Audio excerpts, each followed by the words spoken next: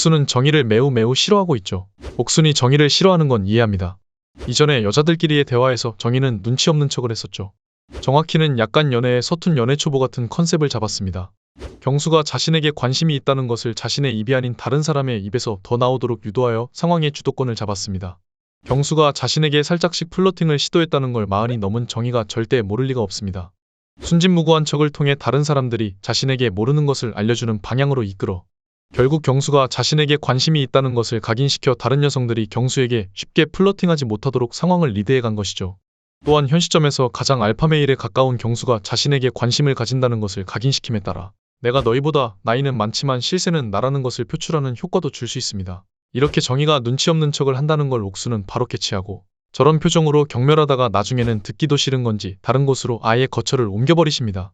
경수가 갑자기 인기가 폭발한 것은 전날 술자리에서의 바이브와 자기소개 때 상대방이 아이가 있는 게 더 좋다는 말을 했기 때문입니다. 전날 술자리에서 여출들은 경수의 여유로운 바이브와 사회적 지능들을 느꼈고 경수에게 높은 생존가치, 그러니까 높은 S밸류를 느낀 상황입니다.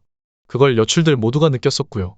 제가 전 영상에서도 언급했듯 경수는 느낌이 양아치 헬스트레이너 관상이기 때문에 본능이 거부하는 쎄한 느낌을 가지고 있지만 바이브가 뛰어나서 여자들이 좋아할 거라고 했었습니다.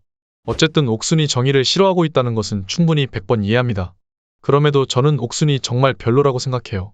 옥순은 기본적인 사람에 대한 배려 자체가 없고 절대 만나면 안 되는 사람이라는 느낌이 뇌를 찌릅니다. 남자분들 저분과 연애하면 어떤 상황이 펼쳐질지 느낌 오시죠? 말도 안 되는 상황에서 왜 내 편을 안 들어주는 거냐고 찡찡대는 그런 스타일 말이죠. 안 봐도 눈앞에 그런 이상한 상황이 그려집니다. 정의가 멀미 때문에 힘들어하는 모습을 보입니다. 멀미가 있는 사람들은 일반적으로 창문 쪽 자리보다 가운데 자리에 앉았을 때 더 심하게 납니다. 여기서 정의가 실제로 멀미가 있었나 없었나는 크게 중요하지 않습니다. 멀미가 있었는지 없었는지는 정의 본인만 알겠죠. 아무튼 정의가 멀미가 심하다고 하니 경수가 자신과 자리를 바꿔주겠다고 말하죠. 여기서 옥순이 경수에게 섭섭함을 느꼈다는 것과 차에서 내릴 때 꼽주기 위해 나도 멀미 났다고 말하는 건 저는 솔직히 진짜 못돼 먹은 거라고 생각합니다.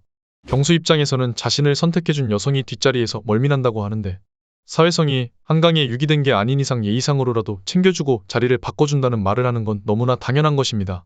아무리 가위바위보에서 이겨서 자리를 차지했다고 하더라도 이건 그냥 이견 자체가 없는 당연한 상식과도 같은 거죠. 멀미가 나서 힘들다는데 그냥 알겠다 하고 모른 채 할 수는 없는 것입니다. 옥순이 경수의 여자친구도 아니고 썸을 타는 것도 아닌데 말이죠. 패널들도 옥순이 욕을 먹을 것을 알고 급하게 쉴드 쳐주는 모습을 보이죠. 그리고 저는 옥순이 저렇게 이해 자체를 못해주고 남자의 관심이 조금이라도 다른 곳으로 가는 것을 이상하게 생각하는 이유를 알 것 같습니다. 제가 옥순의 과거 사진들을 찾아봤어요. 솔직히 엄청나게 예쁜 편입니다. 출연 전 인터뷰할 때도 외모를 보면 어렸을 때 어느 정도였을지 바로 알 수 있죠. 이렇게 상위권 외모를 지닌 여자들에게는 남자들이 잘 보이려고 정말 간과 쓸개를 다 빼줄 듯이 행동합니다. 그렇기 때문에 모든 남자들이 나를 좋아하고 나를 챙겨주는 건 당연한 것이었고 다른 곳으로 관심이 새는 일 자체가 많이 없죠. 외모가 아주 뛰어난 여자들의 톡창을 보면 뭘 사주겠다는 남자들의 톡이 농담이 아니라 100개씩 쌓여 있습니다. 제가 여자를 엄청나게 많이 만나본 것은 아니지만 수준급으로 예뻤던 전 여친들을 생각해보면 연애 전에 항상 똑같은 말을 했었습니다. 너는 왜 나한테 잘 보이려 노력을 안 하냐는 말을 공통적으로 했었습니다. 관심을 원해서 그런 게 아니라 진짜로 궁금해서 물어본 것이었죠. 이처럼 아주 어릴 때부터 남자의 관심이 자신에게 향하는 것이 아주 당연했었고 그걸 너무나 당연하게 받아들였기 때문에 관심이 나에게 오는 것은 당연하다고 생각합니다. 그리고 무슨 말을 해도 사람들이 전부 받아줬기 때문에 자신의 언행의 문제 자체를 못 느끼는 경우가 정말 많습니다. 하지만 이성에 대한 결핍 자체가 없고 자신을 떠받드는 물주들이 상시대기 중이기 때문에 매사에 여유롭고 아주 착한 경우가 많습니다. 혹여나 영상을 보고 계시는 예쁘신 여성분은 이게 무슨 말인지 단번에 깨달으셨을 것입니다.